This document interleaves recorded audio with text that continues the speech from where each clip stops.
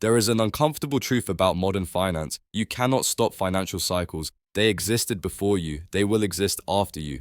Crashes, recoveries, resets. They are not failures of the system. They are how the system clears pressure. But here is the part most people never hear. You do not need to control the cycle to survive it. You only need to understand it. Because you cannot stop the game, but you can stop being its victim. Most people approach money defensively. They try to predict crashes. They try to time markets. They try to avoid every risk. This creates anxiety because prediction is fragile. No one consistently knows when the next crisis will arrive.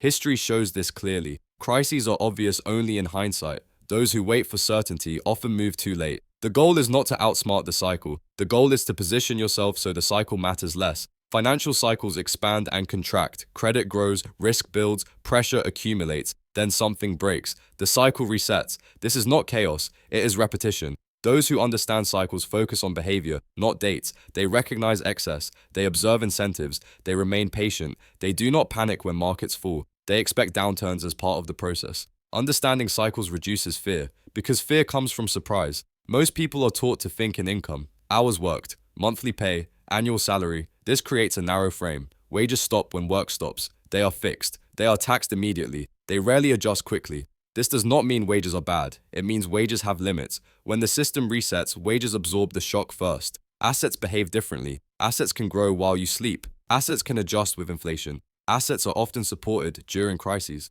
Property, businesses, productive investments.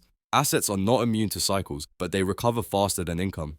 This is why systems reward ownership more than effort. Understanding this changes perspective. It shifts focus from survival to structure. Short-term thinking amplifies stress. Daily price movements, headlines, predictions, long-term thinking restores balance. Cycles flatten over time. Noise fades. Patterns emerge. Those who think long-term make fewer emotional decisions. They are less reactive, less fearful, more consistent. Time becomes an ally instead of a threat. Awareness is calm. It recognizes risk without exaggerating it. Fear is loud. It freezes action or pushes reckless behavior. Many people confuse awareness with pessimism. They are not the same. Awareness creates choice. Fear removes it.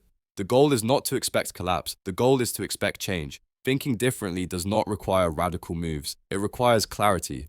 Knowing how money is created, knowing how debt behaves, knowing how systems respond to stress, it means asking better questions.